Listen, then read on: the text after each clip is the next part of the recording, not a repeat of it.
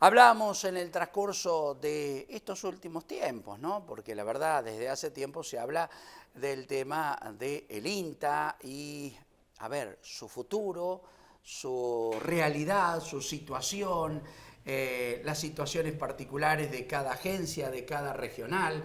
Y hablamos de temáticas, ¿no? Que tienen que ver con le llaman la nueva gobernanza o el gobierno del INTA de aquí en más. Y en el día de ayer se desarrolló una conferencia de prensa y vamos a charlar con autoridades, con integrantes de la comunidad del INTA. Ellos saben bien qué es lo que pasa, cuáles son sus vicisitudes, sus preocupaciones, claro que sí, porque no solo trabajan en el INTA, sino que saben la importancia del INTA en la comunidad agropecuaria. Y está con nosotros el director de la agencia, de la estación experimental del INTA, Guillermo Cobas de Anguil, Daniel Funaro y Andrea Figurelo. Gracias por venir. No, gracias a vos por invitarnos. Bueno, por cierto, Daniel, ayer se brindó una conferencia de prensa y se describió con realidad las preocupaciones de ustedes, la realidad del INTA, ¿no? Sí, estamos muy preocupados porque estamos a la puerta de la salida de un DNU que cambiaría la gobernanza del INTA y eso afectaría, digamos, cómo nosotros nos vamos a desarrollar en el territorio. Esa historia, como bien lo describiste, de 70 años, donde hay un gobierno público-privado que es el Consejo Directivo Nacional, se nutre, digamos, desde las bases de los consejos locales asesores de cada una de las agencias, de los CLA, de cada una de las experimentales y de los consejos regionales, donde ahí está representado todo el entramado productivo federal que va subiendo, digamos, todas las demandas y las líneas de trabajo a futuro y llega al Consejo Directivo, quien es el que ordena, digamos, a la Dirección Nacional y baja hacia nosotros las experimentales, a las agencias, con todo lo que es la programática, digamos, que nos interesa en ese sentido, que le decimos la programática nosotros dentro de INTA, todos los proyectos, digamos, que van a ir al territorio, sean proyectos regionales, proyectos locales o de la matriz nacional, porque nosotros trabajamos también en red. Así que estamos preocupados por esta gobernanza, donde cambiaría la historia, digamos, de estos 70 años que ha tenido esa matriz público-privada que lo ha caracterizado a nuestro INTA. Daniel, el gobierno a través de un DNU que por lo menos dicen que se presentaría o se daría por decreto, rompería aquel esquema de conducción del INTA, ¿no? Donde hay varios actores, las universidades, una institución intermedia no gubernamental como es ACREA, entidades agropecuarias, autoridades del INTA y el gobierno nacional. ¿Ese sería el esquema que hoy está actual? Ese es el esquema que está actual, donde tenemos las 4 entidades del campo, que todo el mundo la conoce como la mesa de enlace. Muy bien vos dijiste, ACREA está presente, donde es un socio y casi nacimos juntos ahí con ACREA y donde hemos trabajado a lo largo del país, dentro de la provincia, para el desarrollo, digamos, tecnológico, productivo, investigación, donde nos ha servido a los dos esa interacción. La parte científica con agronomía y veterinaria y las facultades, que todo el sistema científico y por supuesto la representación del gobierno, que no es menor, nosotros somos un organismo gubernamental. Eso cambiaría, quedarían afuera las universidades y ACREA y estaría compuesto por los 4 integrantes de la mesa de enlace y con 4 integrantes del gobierno, con la posibilidad de desempatar del presidente de INTA, que es uno de los 4 puestos por el gobierno. Entonces eso no nos dejaría, digamos, políticas a largo plazo en el desarrollo del territorio, esta política federal que tenemos, donde nosotros decimos que además de tener esta mirada pampeana, de la producción agrícola ganadera, sino también todo el desarrollo de las microeconomías o las economías regionales donde trabaja el INTA todos los días. Daniel, el miedo es que se pase de un organismo técnico, científico, de desarrollo, de extensión, a un organismo que va a seguir ese lineamiento, pero con un orden político. Y ese es tal vez el miedo que se tiene dentro de las estructuras internas del INTA. Sí, esa es una. O sea, nosotros, digamos, ese gobierno durante 70 años nos puso un norte. Obvio que hemos ido evolucionando, hemos ido cambiando. No es las mismas líneas de trabajo que teníamos hace 70 años con la demanda del día de hoy. Hoy ha cambiado totalmente. Seguimos con el mismo objetivo, o sea, trabajar, investigar y trabajar para la producción agropecuaria. Pero bueno, esa capacidad de estar en una avenida ancha con un norte sería sesgado, digamos, según el interés de turno de cada uno de los gobiernos, que digamos, hoy vamos para acá, vamos para allá, no tendríamos esa capacidad base. Y bueno, pasaríamos de un instituto de investigación a algo técnico o una dirección, que ahí es donde nosotros le vemos la debilidad a futuro del INTA. Andrea, bueno, vos sos investigadora, especialista en distintas materias, y bueno, ¿cómo les toca a ustedes que están investigando proyectos a largo plazo? Digamos, esta realidad, porque seguramente habrá una incertidumbre en lo laboral, en lo profesional, en el entorno del grupo de ustedes, ¿no? Sí, así es. La verdad que esto crea mucha incertidumbre en los grupos de trabajo, en las agencias. El DNU consigo también se habla de traer ciertas cuestiones, ¿no? No solamente de cambiar la gobernanza, sino la posibilidad de una reestructuración del organismo a nivel de recursos humanos, que quizás es lo que más nos preocupa hoy, porque INTA pone mucho esfuerzo, muchos recursos en preparar toda esa camada de investigadores, extensionistas, profesionales. La gente técnica también y de apoyo se prepara, eso lleva muchos años. Preparar para poder ejercer y llevar adelante las líneas de investigación. Eso hoy es un tema también que está sobre la mesa discutiéndose. Eso crea en los grupos de trabajo, en la institución misma, mucha incertidumbre. Igual se está trabajando, obviamente. Hoy estamos finalizando una cartera de proyectos.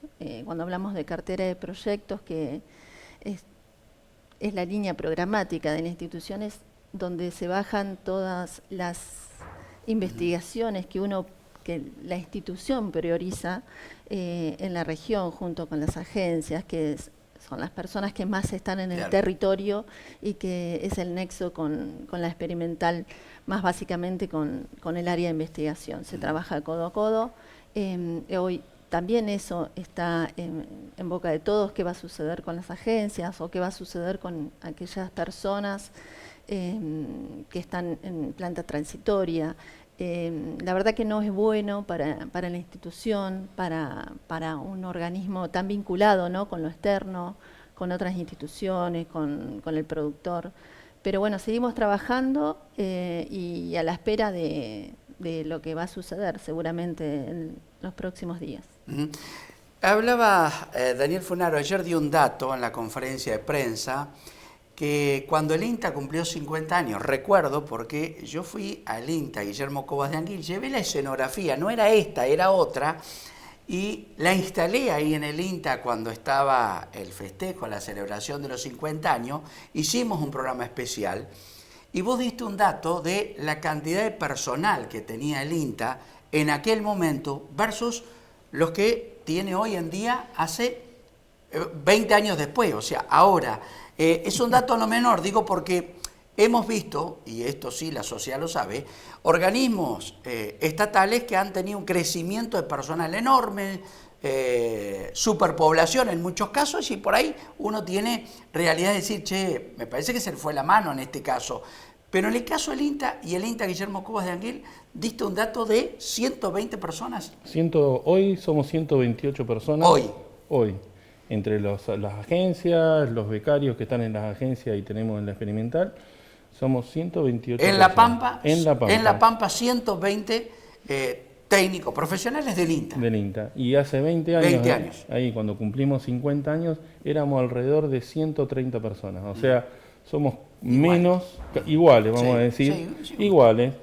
que hace 20 años. Mantenemos la misma planta, con la diversidad y la demanda que ha crecido Totalmente. exponencialmente. Sí, sí. Si uno lo agarraría y lo miraría en función de la demanda que tenemos, tendríamos que tener mucho más personal, porque es mucho más diverso y la dedicación es mayor. Pero bueno, tenemos la misma cantidad de personal en 20 años, o sea, cuando se agarra y se dice, no, se duplicó o demás, la realidad es que no es así. A nosotros se nos congeló la planta hace 2 años, se vienen jubilando. Toda la proyección que nosotros tenemos en los próximos años es alrededor de 10 o 15 personas menos, o sea que la planta se va achicando y nos vamos envejeciendo, digamos, necesitamos esa incorporación de gente joven que se empiece a entrenar, a estar en el territorio, a formarse, a hacer su posgrado, su maestría, su doctorado. Como dijo bien Andrea, nos lleva alrededor de 10 años formar una persona que entre en el ruedo y que pueda dar una respuesta de calidad, ¿no? Eso es lo que nosotros necesitamos, calidad. Y si eso nos lleva alrededor de 10 años de training en el territorio. Y esa demanda de la persona que va a ocupar sale desde el territorio, o sea, los consejos locales asesores, el consejo directivo es el que decide hacia dónde va el entramado del INTA con el personal. O sea, si uno hoy dice, a ver, yo daba el ejemplo ayer, en 25 de mayo nosotros llamamos a concurso a un veterinario para que trabaje en todo el oeste y poder trabajar en conjunto tanto con Hacha como con Victorica. A ver, y eso no salió porque se nos ocurrió y porque no. Hay una demanda del territorio, una demanda del CLA, una demanda de toda la gente, el territorio es grande y bueno, y era trabajar en una temática más que importante en el oeste, donde es prácticamente el 80% de la superficie, digamos, no es la mayor parte más productiva, pero es la mayor superficie de la pampa y con un enfoque ganadero. Entonces,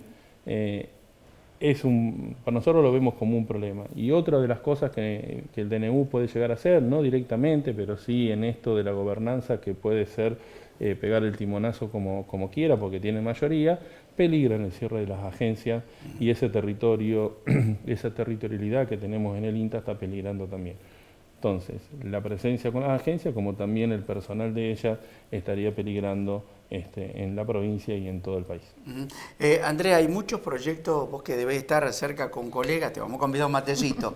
Hay muchos proyectos que están, digamos, en marcha y que además tienen varios años de proyección, que no podés hoy sembrar una semillita, ver que nazca y ahí sacar y se cierra el proyecto. Son años de investigación, lo hemos visto en el trigo, en el maíz, para dar casos de algunos cultivos. Son muchos proyectos los que están por ejemplo, acá en Anguil, ¿no? Sí, los proyectos en la institución se dividen a grandes rasgos a nivel nacional. En esta nueva cartera, la última a nivel regional, y también existen redes, plataformas, proyectos locales. Lo que permite es tener una diversificación en las temáticas y cómo abordarlas principalmente. En ellos se llevan adelante líneas nuevas que surgen, ¿no?, de toda la nueva tecnología, de lo que puede llegar a aparecer, pero también en ella está inserto muchos años de investigación. Bueno, en nuestra experimental es por más de reconocido toda la trayectoria que tiene el grupo de suelos, ¿no?, en sus módulos desde hace muchísimos años, con la cantidad de datos que uno toma, la parte ganadera, la parte de calidad, de manejo de forrajes, la parte a nivel agrícola, que como vos indicaste hace unos 20 años empezó a comenzar fuertemente, ¿no?, con la inserción de la siembra directa, con la nueva tecnología, con la genética, que eso nos llevó a estar más presentes en toda la parte de lo que es la protección vegetal, ¿no?, con la problemática de malezas, de enfermedades, de insectos. Sí hay volcado muchos años de datos. Creo que somos una de las instituciones, junto con universidades, que tiene sobre el territorio una masa de datos muy importante, que eso también nos ayuda, nos fortalece y engrandece las investigaciones, ¿no? Hoy con todo el desarrollo tecnológico, más que nada con todo lo que se viene en la inteligencia artificial, todo lo que es el manejo de datos es muy importante, nos maneja una historia, nos proyecta cambios, nos enfoca hacia dónde tenemos que ir y identificar esas problemáticas. Para mí viene otra oleada tecnológica y el INTA debe estar, y yo pongo énfasis sobre el trabajo que han encomendado. Uno conoce al INTA desde hace 32 años, ¿no? En la faceta periodística por lo menos lo conozco, y he visto el intercambio de conocimiento entre la actividad privada y la actividad pública, en este caso el INTA. Pero en los últimos 20 años la actividad privada ha tomado mucho del INTA y creo que hoy están ausentes, por lo menos, no digo en el apoyo personal, acá le vamos a leer algunos de los llamados de los televidentes, pero sí tendría que ser más público, ¿no? Las empresas, debe haber 20, 30 empresas que están en convenio con ustedes, la faceta agrícola, mínimo. Y todas se llevan el conocimiento de la investigación de los técnicos y todas después lo aprovechan comercialmente. Y creo que eso no debe olvidarse y creo que deberían estar apoyando este trabajo, que lo único que piden ellos es déjennos trabajar. No gastamos más porque son 120 personas desde hace 20 años y han tenido que ir peleándola. Y creo que también el juego de las entidades del campo o de los propios productores debe estar a la par del INTA. Mi apoyo total al INTA, que no se cierre o que no se hagan reajustes. Siempre he ido a todo tipo de charlas técnicas al campo del INTA Anguil y fueron reútiles. Gracias. Gracias por esos mensajes. Daniel, le preguntaba al final de la conferencia de prensa, te la vamos a preguntar también porque la pregunta desde mi punto tiene validez. Las entidades del campo apoyaron al gobierno, Comisión de Enlace, apoyaron al gobierno para este cambio de conducción. Y hace una semana en Agroactiva tuvieron otra actitud. Plasmaron un comunicado, bla, bla, bla, en apoyo al INTA. ¿Cómo lo toman ustedes? Que tendrás línea directa con Reynos, que es el director de la regional, con otros directores. ¿Cómo lo toman ustedes? No sé si ese cambio de actitud o esa visión distinta. La misma sonrisa de ayer. No, a ver, la negociación es compleja, no salió de un día para el otro. Bueno, a ver, vos bien lo dijiste, hubo una estrategia desde la Dirección Nacional hacia abajo donde la negociación se hacía en la Dirección Nacional y nosotros acompañábamos y apoyábamos con todo lo que nos venían pidiendo del Consejo Directivo desde hace un año. Allí las entidades y todo el Consejo Directivo lo que quería era un cambio, o sea, el gobierno le estaba pidiendo un cambio entre achique, reestructuración y demás. Nosotros hicimos durante un par de veces, 3 veces creo, que hicimos una propuesta que salen desde las bases hacia arriba y el Consejo y la Dirección Nacional lo presenta. Eso en ningún momento fue observada, fue tomada o demás. Venían con una carpeta en la mesa y esto es lo que queremos hacer. En ese momento, vamos a decir bien, la mesa de enlace y el consejo directivo medio como que iba frenando esas cuestiones que quería imponer el gobierno, hasta que llegó un momento que tuvieron que negociar, se la vieron oscura. Tuvieron que negociar y negociaron una estructura manteniendo estos 10 consejeros dentro del consejo directivo, con algunas divisiones dentro de lo que son la Dirección Nacional que daba aquí, no se tocaba, que sería Ariel Pereda, pero sí algunas direcciones de la Dirección de Recursos Humanos, de los recursos económicos, administrativos. Varios, digamos, rabiositos que estaban ahí abajo, ponían 2 o 3 secretarías más, o sea, agregaban 2 o 3 secretarías más, como para que decían el control. Eso no es tomado por el gobierno y, digamos, todo el consejo directivo, no solamente la mesa de enlace, pensaba que lo iba a tomar. Eso no lo toma el gobierno y patea el tablero y le saca la gobernanza, como bien vos dijiste, a la parte científica, a CREA. Y ahí lo que también se dice de ese DNU, que no estarían los consejos regionales. Entonces perderían gobernabilidad todo el territorio desde las bases hacia arriba, y es ahí donde se les prende la luz, donde como que se durmieron, digamos.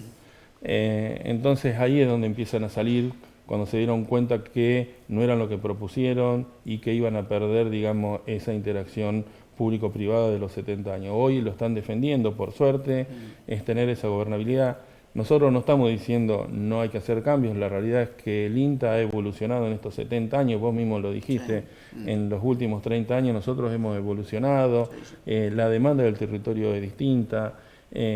Por ejemplo, en el caso mío, yo cuando entré como becario con una demanda de trabajar en ecofisiología, en manejo de cultivo específicamente, donde no se venía haciendo, claro, y lo fuimos desarrollando. Hoy hay personas que están trabajando con un escalón superior, están trabajando con imágenes satelitales, con modelos, con drones y demás, donde es la demanda que tenemos. Pero bueno, hoy se dieron cuenta, digamos, que están perdiendo gobernabilidad y es por eso que salen, digamos, a apoyarnos. Y esperemos que haya un cambio de eso. Por suerte el diálogo se ha restablecido entre la Dirección Nacional y el Consejo Directivo. En un momento se había quebrado. Ariel Pereda, que es nuestro director nacional, en la comisión científica que llamó la semana pasada el Senado para agarrar y presentar, donde se presentaron todos, el INTI, CONICET, las universidades, el INTA.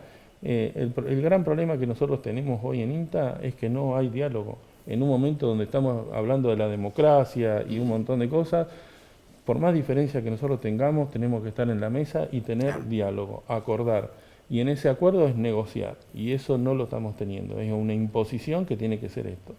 Bueno, y hoy se encontraron con esta situación que se lo terminaron imponiendo a las entidades, donde sacaron a tres grupos importantes dentro de la institución, que es el científico, técnico, agrónomo y veterinario, como a CREA, que también los consorcios rurales de experimentación son importantes porque somos socios de hace 70 años con ellos y saben la trayectoria que tenemos, el entramado, ese andamiaje de conocimientos es lo importante. Y bueno, hoy las entidades se dieron cuenta y están apoyando, digamos, están buscando que no se cambie esa gobernabilidad. Sí los cambios, y nosotros no estamos discutiendo de los cambios, pero sí la gobernabilidad, que nos dé ese norte, digamos, a largo plazo. O sea, los que pensaron el INTA hace 70 años estaban pensando esto, que el INTA iba a seguir a 70 años, iba a responder a las demandas del territorio, pero ¿desde dónde? Desde las bases. Y eso es lo que nosotros queremos. Andrea, recién Daniel decía, entró como becario y tal vez vos entraste también en el INTA con un concurso y demás. El proceso que vos, tus colegas y la gente con mayor edad, que vos sos joven además, entra con el pergamino que le da la facultad y demás y su experiencia y termina su trabajo como científico, como investigador. Digamos, es un proceso, como vos decías, no es fácil el crecimiento profesional, pero es un crecimiento que se hace en forma constante dentro del INTA, ¿no? Sí, así es. La institución, a través de todos sus años, tiene la formación de becario, es así como entró Daniel, como entré yo. Son becas que da la institución en formación profesional, se denominan para investigación o extensión. Son becas con una durabilidad de 3, 4 años, dependiendo si la exigencia es desarrollar una maestría o un doctorado. La temática que determina esa beca sale de la demanda y más que nada del territorio, de las vacantes que la institución vaya observando. Es así como se produce el ingreso de la mayor parte.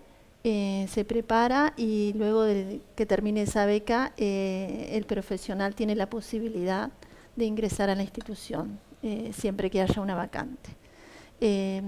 Nosotros estos últimos 10, 15 años hemos tenido un recambio generacional, nos hicimos nosotros, todas esas personas que ingresaron en la cámara del 70-80, hoy están jubilados, los que fueron referentes, los que abrieron el horizonte en nuestra región, y esas vacantes por jubilación o por retiro o porque decide la gente dejar la institución,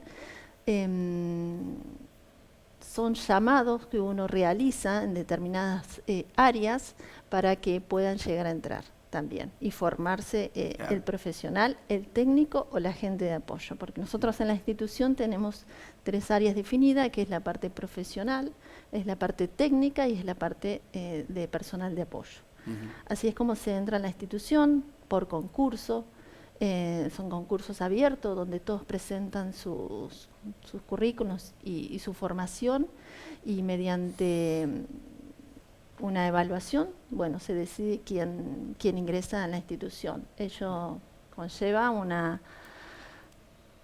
por parte de la institución recursos para que pueda formarse. Para nosotros el recurso humano es lo principal en la institución, es la materia gris que siempre decimos: piensa, desarrolla y lleva adelante las investigaciones y la tarea de transmitir el conocimiento desde la extensión. También es importante otro tipo de recursos, obviamente, el presupuestario, los recursos en cuanto a inversión. Hoy también la institución está atravesando periodos en cuanto a la inversión no llega, entonces uno va quedando un poco obsoleto en cuestiones que hacen más que nada la tecnología o la posibilidad de desarrollo. Pero es así como se forman y cómo se ingresan las personas a la institución. Y además cabe destacar que el INTA, por lo menos esto es lo que puedo decir, por ejemplo, el SENASA no tiene aportes de privado más allá de algún arancel que cobre, no tiene ese intercambio con privado.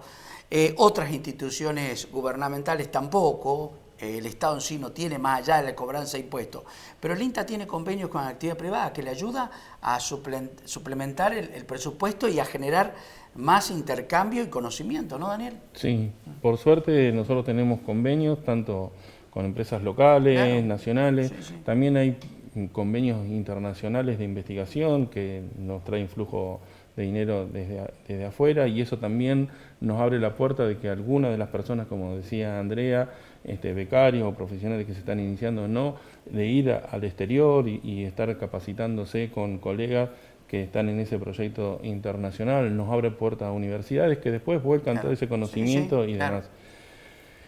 El INTA tiene un presupuesto que no es el que se dice. Nosotros, por más que digan, hay un presupuesto de 400.000 millones y que en la realidad que eso está en los papeles, pero lo que llega realmente y lo que nos da el Ministerio es el 50% de ese valor, que alcanza para cubrir los sueldos y un poco de mantenimiento y un poco, vamos a decir, de investigación. El resto, más o menos lo que están diciendo es entre 3 y 4 veces el presupuesto que está para los proyectos se consigue a través de convenios con privados o con organizaciones internacionales o locales. Así que en eso nos movemos. Obvio que nosotros hacemos todo lo que es investigación y necesitamos tener esa publicación, ese trabajo bien hecho que nos caracteriza, ese trabajo de calidad para tener publicaciones, para después poder competir y aplicar en instrumentos internacionales. Hoy, por ejemplo, todo lo que es ciencia y técnica a nivel nacional está congelado, o sea, nosotros presentábamos proyectos a través de convocatorias dentro de Nación, hoy no están, pero bueno, hay a través de la parte internacional que ingresan esos fondos, como también, como dijiste, en la parte privada. Así que eso lo multiplicamos en los ingresos. Y después la otra, que sí, eso está hecho el estudio, por cada peso que se ha invertido en el INTA, se multiplica por 10 a nivel productivo. O sea, no es un gasto, sino es una inversión. Y es muchísimo. O sea, en cada una de las economías regionales nosotros estamos presentes, como también en la principal, que es la pampeana, porque no hay que olvidarse que venimos de la pampeana, pero en las economías regionales, si no está el INTA, no va a haber otra organización que esté. Daniel, no es habitual que directores de las regionales hablen de una cuestión casi de Estado del INTA, ¿no? Y ustedes hace una semana, los directivos del INTA hace una semana que empezaron a exponer este tema públicamente. ¿Ven que se acerca alguna definición? ¿Cómo va a ser los próximos días, las próximas semanas? Porque esto es una concientización que se está dando. Creo que Reynolds, el director de la regional, estuvo en conferencia ayer en San Luis. Los distintos directores también están exponiendo lo suyo en sus zonas, ¿no? Sí, cada uno de los... Por eso te digo, hace una semana cambió la estrategia desde la Dirección Nacional y vamos a decir así, nos habilitó. No es que no tenemos interacción con... Orgánicamente, digamos, se empezó a hablar, que es lo bueno de agarrar e instalar el tema en el territorio y que la gente sepa, los principales actores que son los beneficiarios nuestros de INTA y los directos y los indirectos conozcan cuál es la realidad y qué es lo que puede llegar a pasar en el futuro si sale este DNU. Eso es un poco lo que estamos haciendo. A ver, no somos expertos, digamos, en estas relaciones de política. Yo prefiero venir a hablar acá de maíz, de sorgo, de girasol, un poco de ganadería, en qué estamos trabajando realmente, porque es muchísima la actividad que nosotros hacemos. Así que bueno, estamos en esto, en concientizar, a decir qué es lo que puede llegar a pasar. Todos los directores, los 60 y pico de directores que hay, tanto de instituto como de experimental, los jefes de agencia, los directores regionales, estamos en la misma sintonía, exponiendo este tema, que se involucren nuestros legisladores provinciales, nuestros legisladores nacionales, los intendentes. A ver, el INTA es el INTA del lugar, o sea, es una agencia de extensión, la de Victorica, la de Hacha, la de 25 de Mayo, la de Guatraché o de Pico, pero es el INTA de Pico, es el INTA de Victorica, es el INTA de Guatraché, y uno va a visitar o va a consultar o va a traer algún problema o alguna demanda al INTA de su lugar. Y eso es lo que nosotros no queremos perder. Y un poco esto es lo que nosotros queremos agarrar y exponerlo. Daniel y Andrea, desde ya muchísimas gracias. Nosotros queríamos traer este tema que muchas veces se habla dentro del periodismo de las realidades de instituciones, en este caso del INTA, pero del entramado de cómo es la conducción, el organigrama y bueno, los cambios que se vienen o no se sabe, pero bueno, el INTA está alerta y tienen que haber otros actores un poquito más alerta para no desaprovechar el trabajo de 70 años de un instituto. Y creo, desde mi punto de vista, y esto me hago cargo, yo creo que las entidades deben ponerse las barbas en remojo en relación a lo actuado. Digo porque nadie es inocente en la política. Y las empresas multinacionales y las grandes empresas que en convenio aprovechan mucho del INTA también tendrían que actuar de otra forma. Pero eso es una cuestión personal de lo que uno ve y esto es en forma individual. Pero queríamos tratar este tema, lo vemos medular para el futuro productivo de nuestro país para las innovaciones tecnológicas. Daniel y Andrea, bueno, muchísimas gracias. Vamos a seguir atentos al tema. Bueno, gracias a vos, darnos el espacio.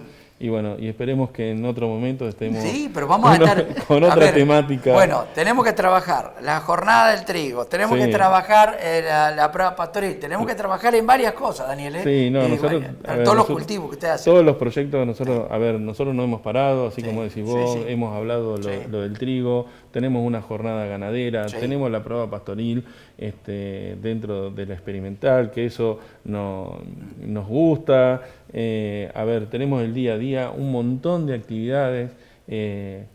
Bueno, ahora yo no me acuerdo, no tengo el papel, pero nosotros el año pasado venimos dando alrededor de 250 a 300 jornadas, charlas participando. La semana que viene tenemos una jornada de maleza donde lo encabeza Jorgelina junto con Camilo, vienen invitados de otros lados, así que los invitamos a Pico. Y ahí lo hacemos junto con la Sociedad Rural de Pico y un montón de gente, tanto de la parte privada como la parte pública. Bueno, eso es lo que nos gusta, queremos venir a hablar de eso y no estar hablando de la gobernanza o de qué va a pasar el INTA. Nos preocupa, nos estamos ocupando y como dijiste, esperemos que el resto también lo tome a esa carta y se ocupe y se preocupe de esta situación que puede estar. Y que no perdamos ese federalismo, que es el que pensaron nuestros criadores hace 70 años. O sea, y donde hicieron esa gobernanza tan buena y tan rica que es el público-privado. La gente que genera el conocimiento y las personas que reciben ese conocimiento.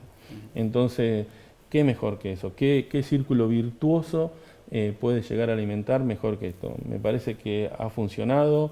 Hay que tener cambios dentro de la institución, obvio que hay que tenerlos.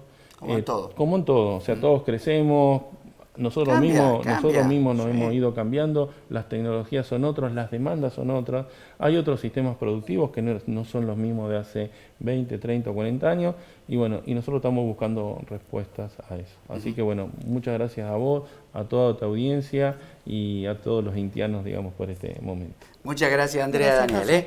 Estuvo con nosotros Andrea Figueroa y Daniel Funaro. Nos hablaron del INTA largamente, charlamos, pero la verdad que nos enriquecimos en cuanto a los contenidos y por supuesto a la actividad interna que tiene el INTA y el momento, esta situación que está tratando de sortear.